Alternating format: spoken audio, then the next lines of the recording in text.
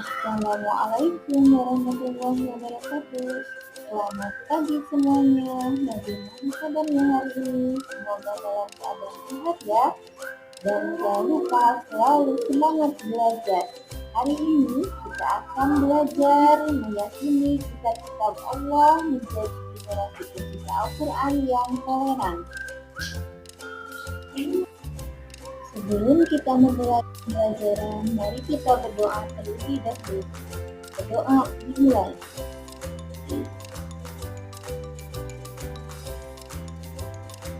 Selesai.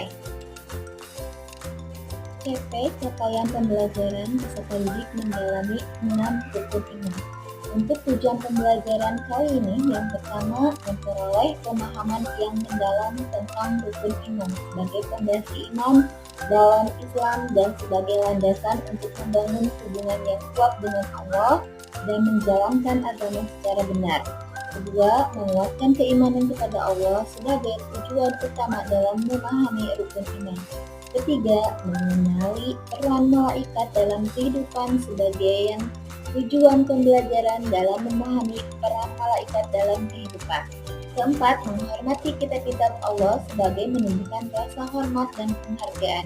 Kelima, memahami peran rasul-rasul dalam menyampaikan wahyu Allah sebagai perantara wahyu. Keenam, memahami akhir dan hari kiamat sebagai memahami konsep akhir dan hari kiamat. Sebelum Ibu menjelaskan tentang materi meyakini iman kepada kitab-kitab Allah, Ibu akan tanya dulu, apa pengertian dari kitab, apa pengertian dari suhu, dan beriman kepada kitab-kitab. Meyakini kitab-kitab Allah, mencintai Al-Quran. Kitab ialah wahyu Allah SWT yang disampaikan kepada para rasul untuk diajarkan kepada manusia sebagai petunjuk dan pedoman hidupnya. Suhud ialah wahyu Allah SWT yang disampaikan kepada para rasul yang merupakan dasar atau nasihat secara umum, tetapi tidak wajib disampaikan atau diajarkan kepada umat manusia. Suhud dapat pula diartikan dengan lembaran-lembaran yang tertulis. Beriman kepada kitab-kitab Allah SWT berarti mempercayai dan meyakini dengan sepenuh hati bahwa Allah SWT telah menurunkan kitab-kitabnya kepada Rasul yang berisi wahyu untuk disampaikan dan diajarkan kepada umat manusia. Oke anak-anak, siapa yang tahu firman Allah Subhanahu wa Ta'ala dalam Quran surat Al-Maidah ayat 16? Allah berfirman dalam Quran surat Al-Maidah ayat 16. A'udzubillahi minasyaitonir rajim. Bismillahirrahmanirrahim. Yahdi billahi man ittaba'a ridwanahu subulas salam wa yakhrujuhum minaz zulumati ilan nur bi'idnihi wa yahdihim ila siratin mustaqim. Artinya, dengan kitab itulah Allah memberikan petunjuk kepada orang-orang yang mengikuti keridhoannya ke jalan keselamatan.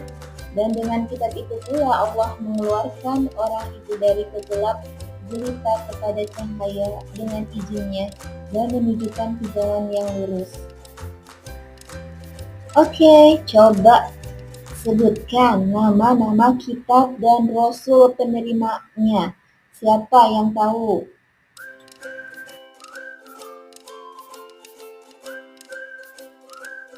Pada abad ke-12 Masehi. Taurat berarti hukum atau syariat. Taurat menggunakan bahasa Ibrani dan ditujukan untuk bangsa Bani Israel. Pokok ajaran dalam kitab Taurat, yang pertama perintah untuk mengesahkan Allah, kedua larangan menyembah patung atau berhala, ketiga larangan menyebut nama Allah Subhanahu wa Ta'ala dengan sia-sia, keempat perintah menyucikan hari Sabtu, kelima perintah menghormati kedua orang tua, keenam larangan membunuh sesama manusia, ketujuh larangan membuat zina, 8 larangan mencuri, Kesembilan, larangan menjadi saksi palsu. Kesepuluh, larangan mengambil hak orang lain. Taurat adalah benar-benar kitab Allah dan disebutkan dalam Al-Quran surat Al-Mu'minun ayat 49. A'udzubillahi minasyaitonirrajim. Bismillahirrahmanirrahim. Walaqad atayna Musal kitaba la'allahum yahtadun. Dan sesungguhnya telah kami anugerahkan kepada Musa kitab Taurat agar mereka Bani Israel mendapatkan petunjuk. Yang kedua, kitab Jabur. Kitab Jabur diturunkan Allah Subhanahu wa taala untuk Nabi Daud alaihissalam pada abad 10. Selesai Jabur ditunjukkan untuk bangsa Bani Israel atau umat Yahudi. Jabur menggunakan bahasa Kibti. Jabur adalah benar-benar kitab Allah dan disebutkan dalam Al-Quran surat Al-Isra ayat 55. Dan artinya, dan Tuhanmu lebih mengetahui siapa yang di langit dan di bumi. Dan sesungguhnya kami telah memberikan kelebihan kepada sebagian nabi-nabi atas sebagian yang lain. Dan kami berikan Jabur kepada Daud. Yang ketiga, kitab Injil. Kitab Injil diturunkan oleh Allah Subhanahu wa taala untuk Nabi Isa alaihissalam pada permulaan abad ke-1. Kitab Injil menggunakan bahasa Suryani dan ditunjukkan untuk kaum Nasrani. Kitab Injil berisi tentang 1. Perintah untuk mengesahkan Allah Subhanahu wa taala. 2. Membenarkan keberadaan kitab Taurat. 3. Menghapus beberapa hukum dalam kitab Taurat yang tidak lagi sesuai dengan perkembangan zaman.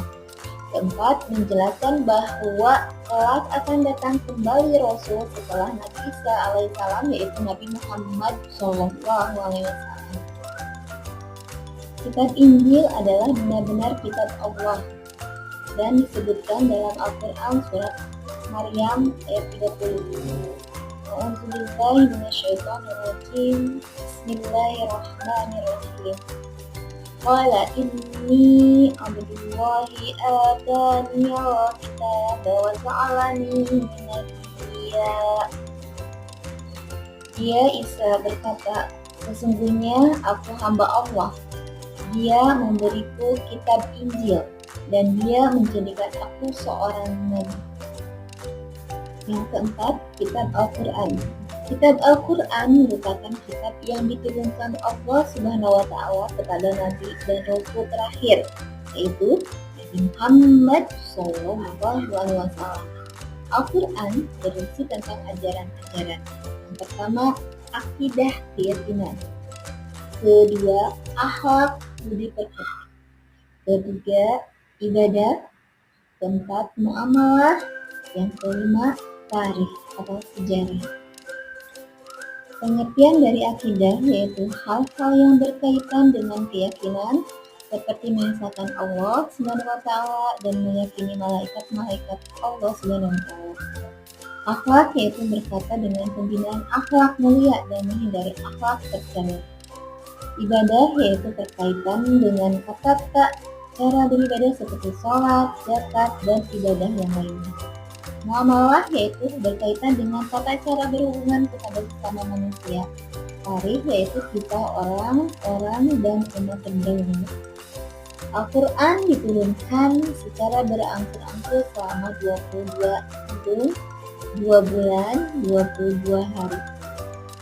Al-Quran mengandung jumlahnya dalam surat Al-Quran itu ada 114 surat. Hikmah beriman kepada kitab-kitab Allah diantaranya 1. Memberikan petunjuk kepada manusia yang benar dan mana yang salah. 2. Pedoman agar manusia tidak berselisih dalam menentukan kebenaran. 3. Memberikan informasi sejarah orang-orang terdahulu. 4. Manusia dapat mengetahui betapa besarnya perhatian dan kasih sayang Allah Subhanahu wa taala. 5. Manusia yang beriman akan dapat mengetahui dan membedakan mana yang baik dan mana yang buruk, karena di dalam kitab dijelaskan tentang perilaku yang baik dan buruk. Paham? Mengerti anak-anak? Oke, sekarang quiz. Cari adalah jawaban dari pertanyaan berikut ini.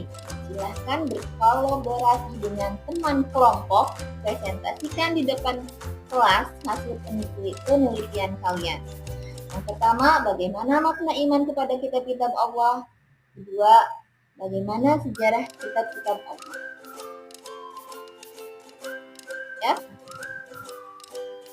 tetap semangat belajarnya. Assalamualaikum warahmatullahi wabarakatuh.